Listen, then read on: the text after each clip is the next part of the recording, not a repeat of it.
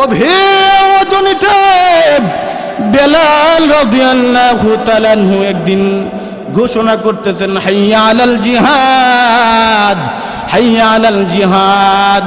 এ মদিনার মানুষেরা, এমন কে আছো নবীজির আশিক? যদি নবীর আশিক থেকে থাকো, বিশ্ব নবী রাহমাতুল লিল আলামিন বলেছেন যুদ্ধে যাওয়ার জন্য। এমন যদি কোনো আশিক থেকে থাকো, তাহলে ঘরে বসে আর থেকো না, চলে যাও মসজিদে নববীর দরওয়াজার কাছে। ভাইয়েরা আমার, এই আলেমটা একটা কুঠিরে, একটা ঘরে গিয়ে পৌঁছলো। ওই ঘরের মধ্যে একজন মহিলা ঘুমন্ত অবস্থায় ছিল।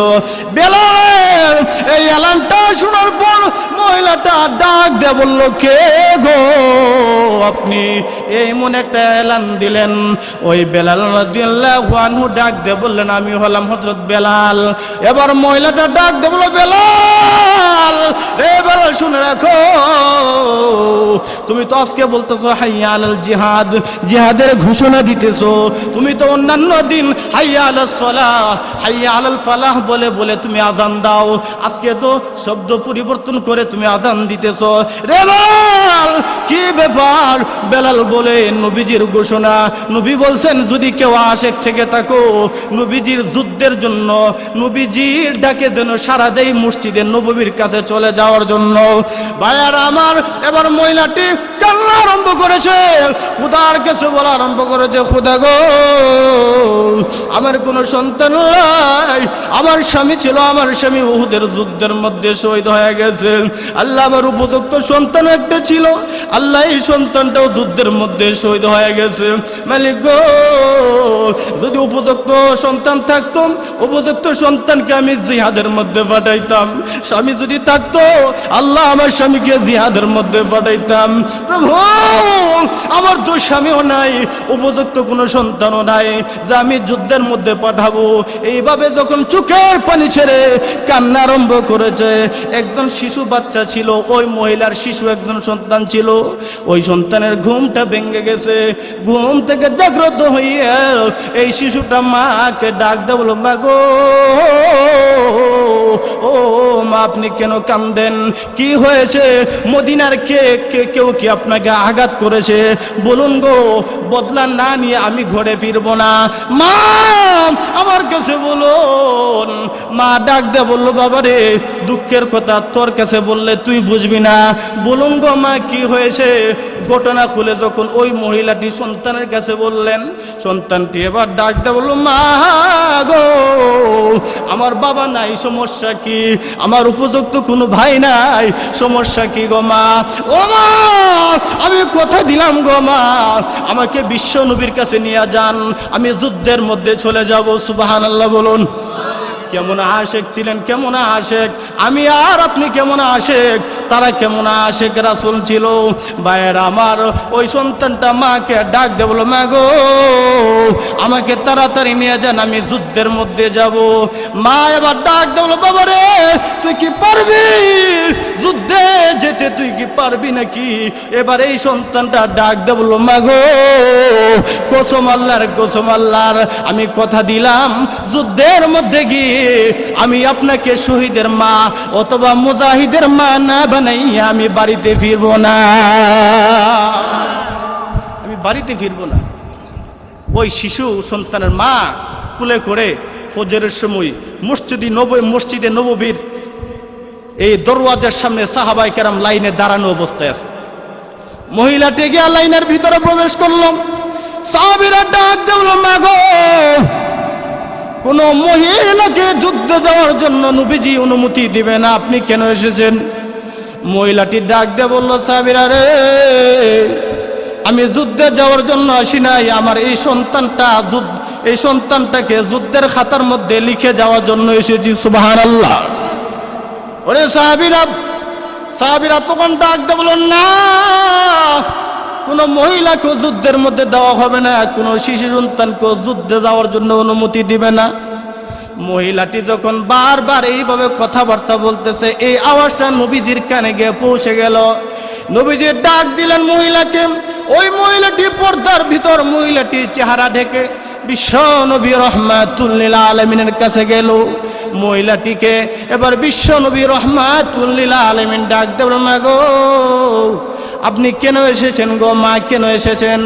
মহিলাকে তো যুদ্ধের মধ্যে অনুমতি দেওয়া হবে না। এবার ওই মহিলাটি ডাক দিয়ে বলল, ইয়া রাসূলুল্লাহ, ইয়া হাবিবাল্লাহ, আল্লাহর নবী গো আমি যুদ্ধে যাওয়ার জন্য আসি নাই, আমার যে একটা 6 বছরের সন্তান আছে এই সন্তানটাকে আমি যুদ্ধে পাঠানোর জন্য এসেছি। আবার বিশ্ব নবী রাহমাতুল লিল আলামিন বলেন, না গো মা, এত ছোট শিশুকে যুদ্ধে যাওয়ার জন্য অনুমতি দেওয়া হবে না। মহিলাটি বাড়ির দিকে রওনা করলো। তখন ওই সন্তানটা মাকে ডাক দিয়ে বলল, মা গো কোথায় যাচ্ছেন গো মা, কই যাচ্ছেন, কোথায় যাচ্ছেন? মহিলাটি ডাক দিয়ে বলল, বাবা রে শুনোস না, বিশ্ব নবী যে বলছে তোকে যুদ্ধে যাওয়ার জন্য অনুমতি দিবে না, তোকে অনুমতি দিছে না, এই জন্য বাড়িতে চলে যাচ্ছি। ভাইয়েরা আমার, এবার সন্তানটা মাকে ডাক দিল, মা গো ও মা বাড়িতে যাব পরে, আগে আমাকে বিশ্ব নবী রহমাতুল লিল আলামিনের কাছে নিয়ে যান। সুবহানাল্লাহ বলুন। আমাকে নবীজির কাছে নিয়ে যান, আমি নবীজির কাছে কিছু কথা বলবো, নবীজিকে কিছু প্রশ্ন করব। কেমন সাহাবী, সুবহানাল্লাহ, কেমন সাহাবী, নবীজিকে প্রশ্ন করবে। নবীজির কাছে আবার নিয়ে গেল। এবার ওই শিশু সাহাবী নবীজিকে ডাক দিয়ে বলল, ইয়া রাসূলুল্লাহ, ইয়া হাবিবাল্লাহ, আল্লাহর নবী গো আপনার কাছে একটা প্রশ্ন করি। আমি ছোট, আমি ঘরে বসে বসে থেকেছি, আমার মাকে লক্ষ্য করে দেখেছি, আমার মা যখন রান্না করে ভাত অথবা তরকারি যখন রান্না করে, আমার মা ছোট ছোট লাকড়িগুলো চুলার ভিতরে আগে দেয়। নবী গো বলুন গো ছোট ছোট লাকড়িগুলো আগে কেন দেয়? নবীজি আবার ডাক দিয়ে বলেন, সাহাবী রে ছোট ছোট লাকড়িগুলি আগে দেওয়ার কারণ হলো চুলার আগুনটা যেন আগে ধরে। এবার ওই ছোট সাহাবী ডাক দিয়ে বলল, ইয়া রাসূলুল্লাহ, ইয়া হাবিবাল্লাহ, ছোট ছোট লাকড়িগুলি আগে দেয়, তারপর বড় লাকড়িগুলো আগে দেয়। আপনার কাছে আমি বলি, আপনি উমরকে যুদ্ধের মধ্যে পড়ে পাঠাবেন, আপনি আলীকে যুদ্ধের মধ্যে পড়ে পাঠাবেন, আপনি খালিদ বিন ওয়ালিদকে যুদ্ধের মধ্যে পড়ে পাঠাবেন, আপনি উসমানকে যুদ্ধের মধ্যে পড়ে পাঠাবেন, আপনি আলীকে যুদ্ধের মধ্যে পড়ে পাঠাবেন, আপনার সাহাবী আবু বকরকে যুদ্ধের মধ্যে পড়ে পাঠাবেন। নবী গো আমার মতো ছোট্ট সাহাবীকে যুদ্ধের মধ্যে পাঠাইয়া আল্লাহ নবী যুদ্ধের আগুনটা আগে ধরাইয়া দি, যুদ্ধের আগুনটা আগে ধরাই দি। কেমন সাহাবী ছিলেন, কেমন আশিক সাহাবী। এই নবীকে মন থেকে ভালোবাসতে হবে, অন্তর থেকে ভালোবাসতে হবে। এক মহিলা উহুদের ময়দানে শুধু দৌড়ায়, ইয়া নবী, নবী গো বলে শুধু দৌড়াইতে থাকে। আর একজন সাহাবী ডাক দিয়ে বলো, মহিলা গো কোথায় যাচ্ছ? বলে উহুদের ময়দানে যাচ্ছি। কেন যাচ্ছ? তোমার কাছে বলে লাভ নাই।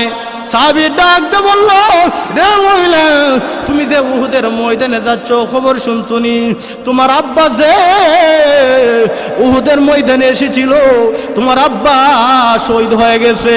মহিলা কোনো কথা বললেন না, আরো সামনে অগ্রসর হইলেন।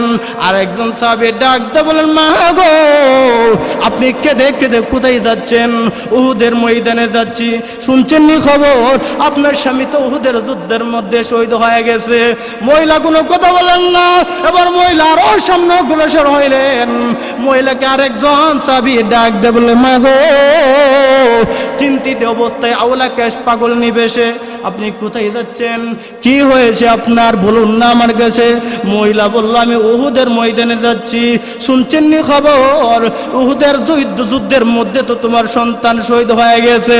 এবার মহিলাটা ডাক দিয়ে বলল, রে নবীর সাহাবীরা শুনে রাখো, আমার আব্বা শহীদ হয়েছে সংবাদ শুনেছি, আমার স্বামী উহুদের যুদ্ধের মধ্যে শহীদ হয়ে গেছে আমি সংবাদ শুনেছি, আমার সন্তান উহুদের যুদ্ধের মধ্যে শহীদ হয়ে গেছে আমি সংবাদ শুনেছি। আমার আব্বা শহীদ হইতে পারে, আমার স্বামী শহীদ হইতে পারে, আমার সন্তান শহীদ হইতে পারে। আগে বলো আমার দ্বীনের নবী উহুদের ময়দানে জিন্দা ছিলি? আমার দ্বীনের নবী জিন্দা ছিলি। আমার আব্বা শেষ হইতে পারে, আমার স্বামী শেষ হইতে পারে, আমার সন্তান শেষ হইতে পারে, আগে বলো আমার দ্বীনের নবী জিন্দা আছেনি।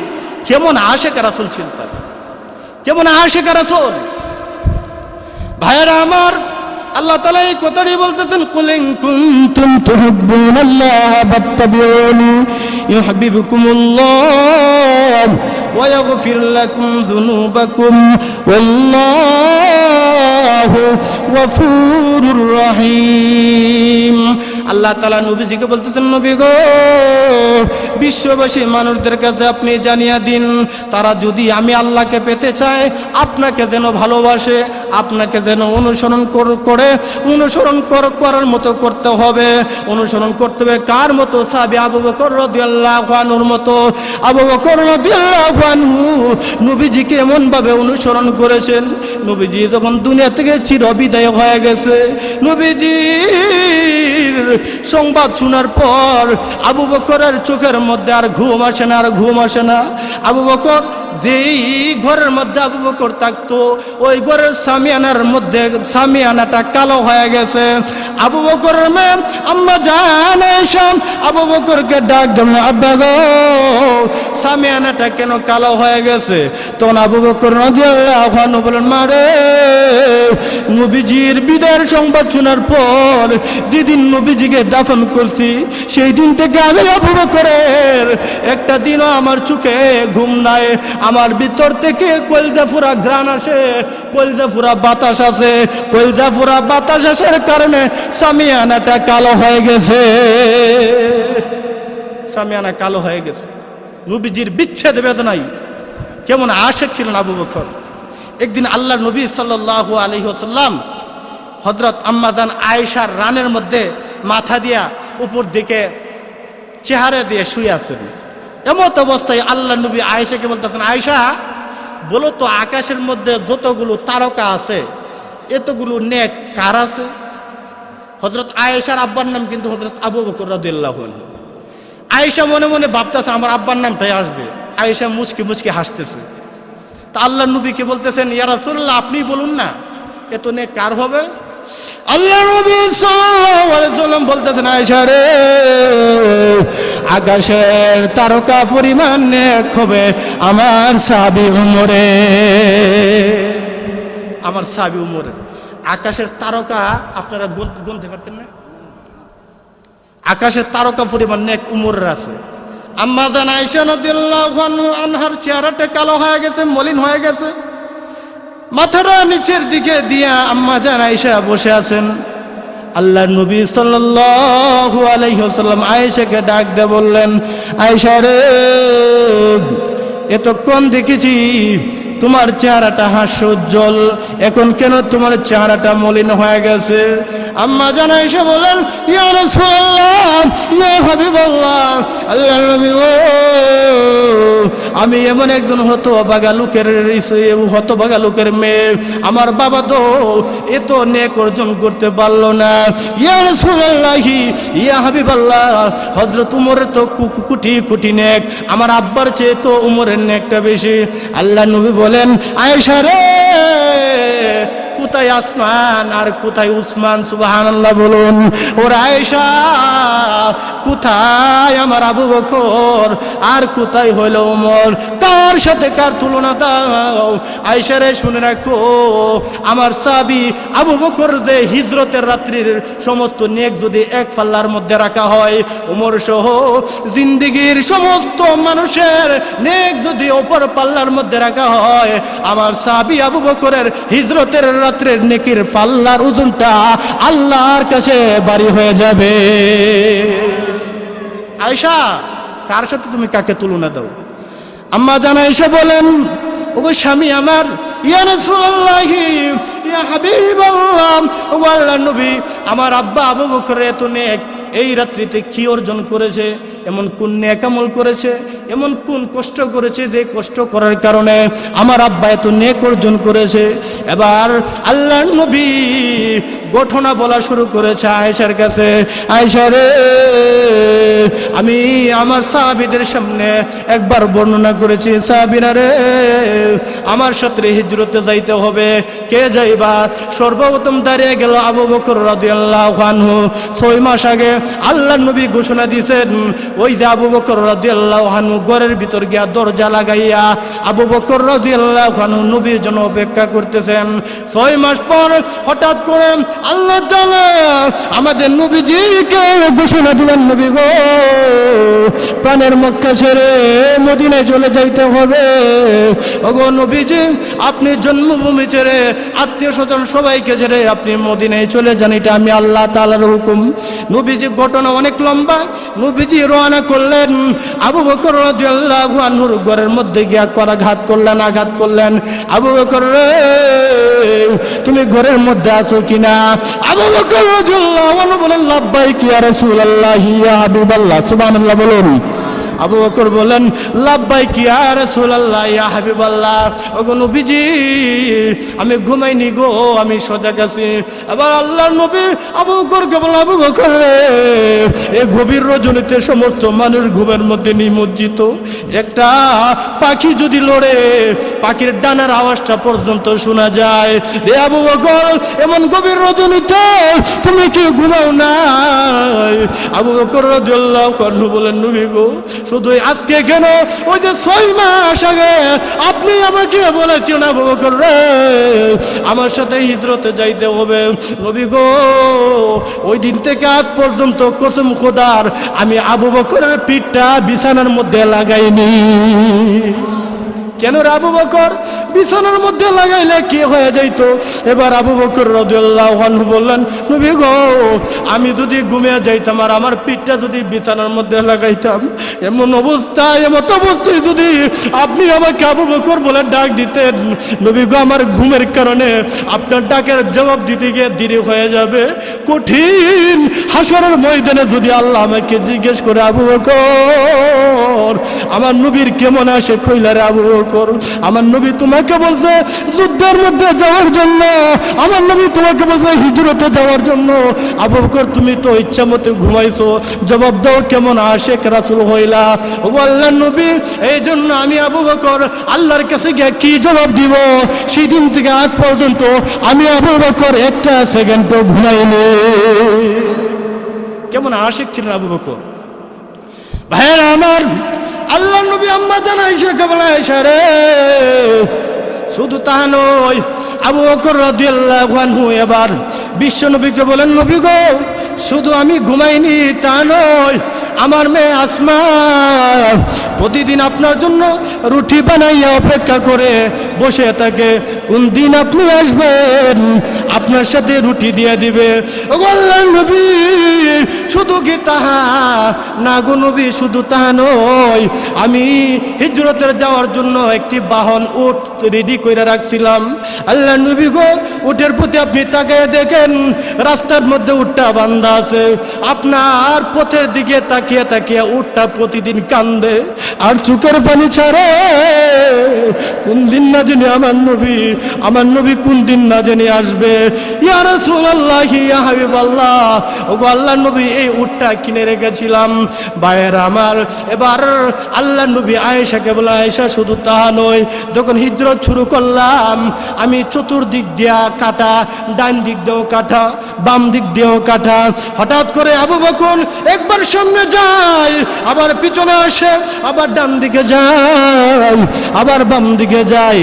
আবু বকরকে বললাম, আবু বকর রে, একবার সামনে যাচ্ছ, আবার পিছনে যাচ্ছ, আবার ডাইনে যাও, আবার বামে যাও, এমন কেন করতেছ আবু বকর? এটা তো কেমন জানি এটা কেন জানি অতি বেয়াদবিমূলক আচরণ হচ্ছে। এবার আবু বকর রাদিয়াল্লাহু আনহু বললেন, ইয়া রাসূলুল্লাহ, ইয়া হাবিবাল্লাহ, আপনার সামনে আমি গেলে জানি বেয়াদবি হয়ে যাবে, আবার আমি আপনার পিছনে যাই, আবার ডান দিকে যাই, আবার বাম দিকে যাই, কেন জানেননি নবী গো?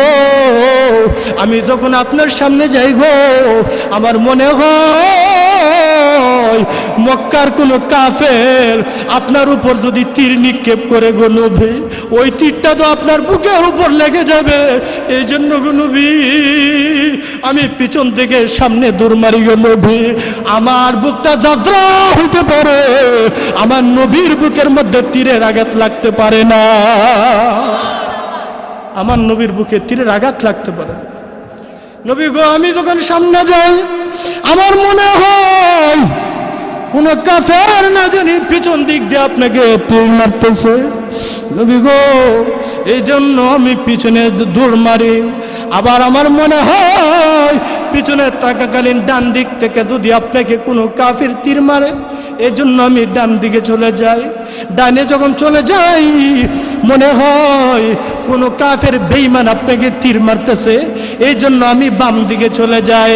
ও আল্লাহ নবী এই জন্য আমি একবার সামনে যাই, একবার পিছনে যাই, একবার ডান দিকে যাই, একবার বাম দিকে যাই।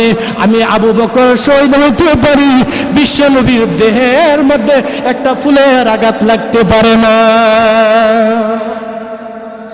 ওরে আয়েশা শুনে রাখো, আমার আবু বকর শুধু কি তাহা না, না আমার আবু বকর আরো কষ্ট করেছে। হিজরতের রাত্রিতে যখন গারে হেরার মধ্যে যখন চলে গেলাম, গারে হেরাটা অনেক উঁচু, অনেক উঁচু পাথরের পাহাড়, উপরে কিভাবে উঠবো? 3 দিন পর্যন্ত খাবার নাই। আমার পেটটা পিঠের মধ্যে লেগে গেছে, আবু বকরের পেটটাও পিঠের মধ্যে লেগে গেছে, পেটের মধ্যে দানা নাই।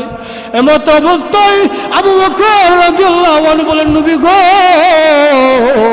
ও নবী আপনার মা নাই, আপনার বাবা নাই। নবীজি গো আপনার মাও নাই, বাবাও নাই, আপনাকে কাফেররা মারার জন্য চতুর্দিক দিয়ে হায়নার মতো লেগে গেছে।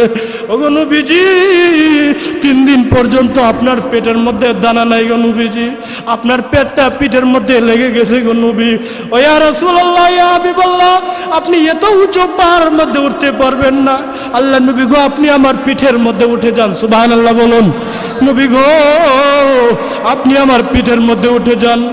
ইয়া রাসূলুল্লাহ, ইয়া হাবিবাল্লাহ, আমি আপনার বাহন হয়ে গেলাম হাসরের ময়দানে। আমি আবু বকরকে বাহন হিসেবে আপনি আমাকে গ্রহণ করবে,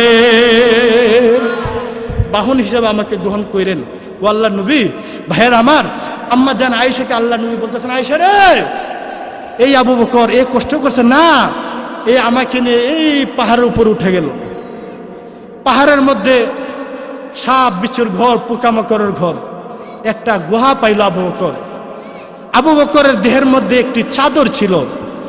আল্লাহ নবীকে আবু বকর বলেন, ইয়া রাসূলুল্লাহ আপনি একটু অপেক্ষা করুন, আমি গুহাটা একটু পরিষ্কার করে আসি। ভাইয়েরা আমার, আবু বকর রাদিয়াল্লাহু আনহু ওই গুহার ভিতরে চলে গেল। গুহার ভিতরে চলে যাওয়ার পর আবু বকরের দেহের মধ্যে একটা চাদর ছিল, চাদরটাকে 99টি টুকরা করছে। কয়টা টুকরা? 99টা টুকরা করছে। 99টা গর্তর মধ্যে 99টা টুকরা দিয়া গর্তগুলি বন্ধ করেছে।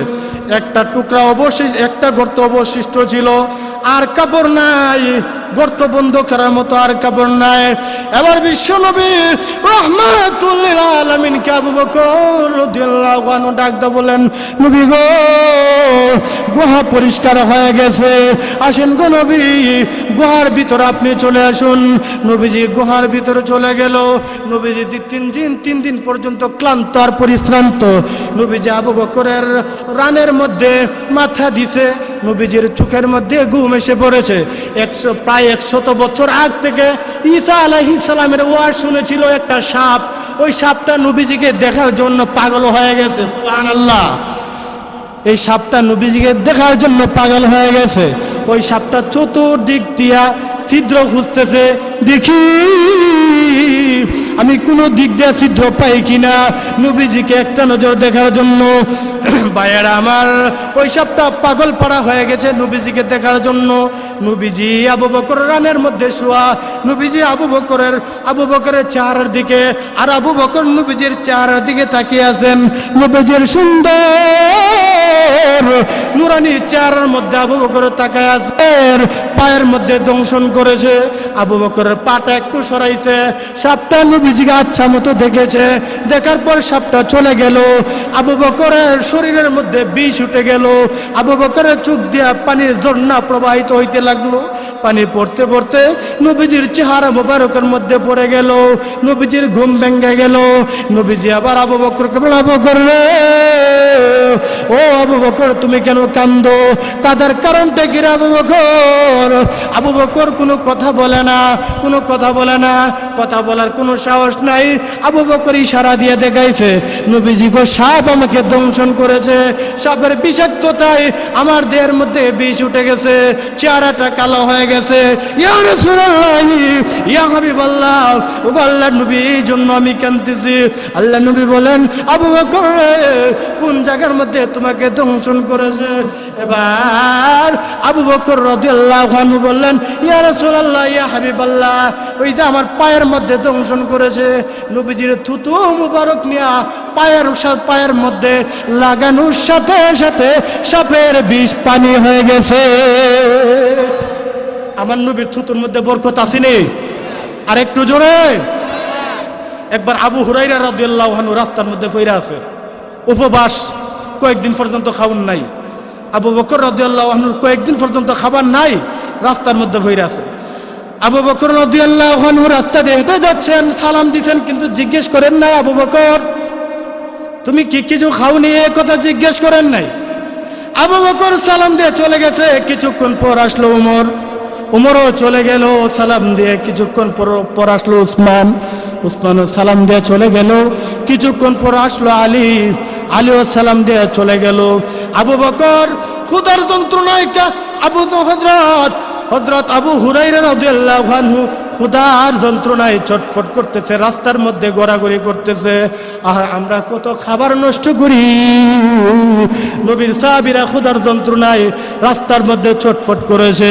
কিছুক্ষণ পর বিশ্ব নবী, দরদি নবী, রাহমাতুল লিল আলামিন রাস্তা দিয়ে চলে যাচ্ছেন। আল্লাহর নবী আবু হুরায়রাকে ডাক দিয়ে বলছেন, আবু হুরায়রা রে, মনে হয় তোমার পেটের মধ্যে কোনো খাবার নাই। সুবহানাল্লাহ বলুন। মনে হয় তোমার পেটের মধ্যে কোনো খাবার নাই, এই জন্য তুমি রাস্তার মধ্যে পড়ে আসো। আবু হুরায়রা কথা বলতে পারে না, ইশারা দিয়া মাথার জাকুনি দিলেন, ইয়া রাসূলুল্লাহ, ইয়া হাবিবাল্লাহ, হ্যাঁ আমার পেটের মধ্যে খাবার নাই।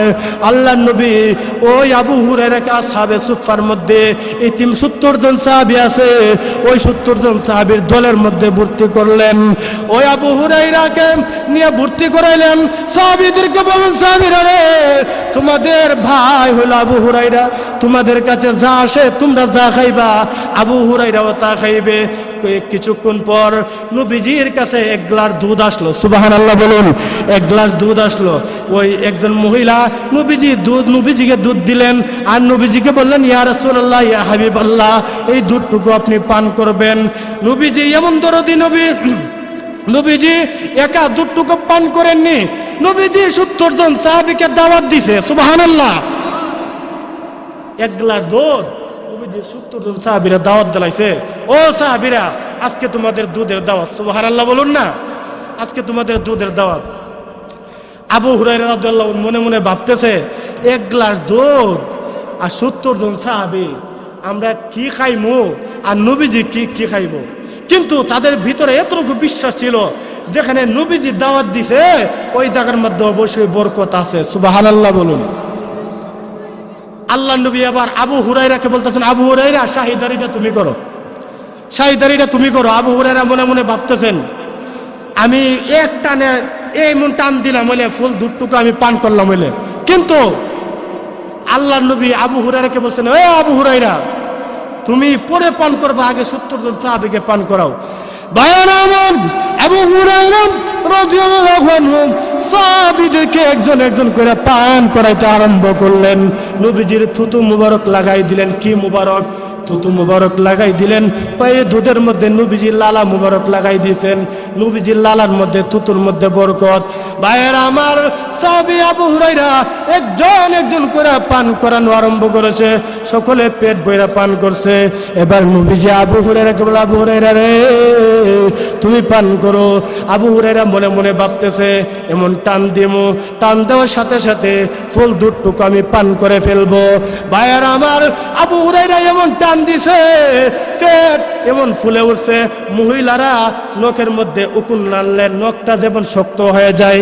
আবু হুরায়রার পেটটা ভরতে ভরতে আবু হুরায়রার পেটটা এমন শক্ত হয়ে গেছে, সুবহানাল্লাহ। এবার আবু হুরায়রাকে বললেন, ওরে আবু হুরায়রা আরো পান করো। না গো নবী, আর পান করতে পারবো না, গলা পর্যন্ত হয়েছে। এবার আবু হুরায়রাকে আল্লাহ নবী বলতেছেন, আবু হুরায়রা রে, তুমি আরো পান করো। আবু হুরায়রা বলেন, ইয়া রাসূলুল্লাহ, নাক পর্যন্ত পান করছি, এখন যদি পান করে আমি বমি করে ফেলবো। বিশ্ব নবী রাহমাতুল লিল আলামিন বলেন, রে আবু হুরায়রা, দুধটুকু এখন আমার হাতে দাও। নবীজি বিসমিল্লাহ বলে 3 শ্বাসে পান করলেন, দুধ শেষ হয়ে গেছে। ভাইরা আমার বলতেছিলাম, নবীজি সাল্লাল্লাহু আলাইহি ওয়াসাল্লামের থুতুর মধ্যে বরকত ছিল। ওই যে আল্লাহর নবীর থুতু নিয়া আবু বকরের পায়ের মধ্যে লাগাই দিছে, সুবহানাল্লাহ বলুন না। আবু বকরের পায়ের মধ্যে লাগাই দিছে, পায়ের মধ্যে লাগানোর সাথে সাথে সাপের বিষ পানি হয়ে গেছে। আল্লাহর নবী আয়েশাকে এই কথাটা বলতেছেন, রে আয়েশা, তুমি বলতেছো উমরের নেক বেশি? না না না না, উমরের নেক কখনো বেশি হইতে পারে না। ওই যে আমার সাহাবী আবু বকর হিজরতের রাত। হুজুরের পরবর্তী ওয়াজ আসিতেছে আমাদের ইউটিউব চ্যানেলে, তাই সাবস্ক্রাইব করে সাথেই থাকুন।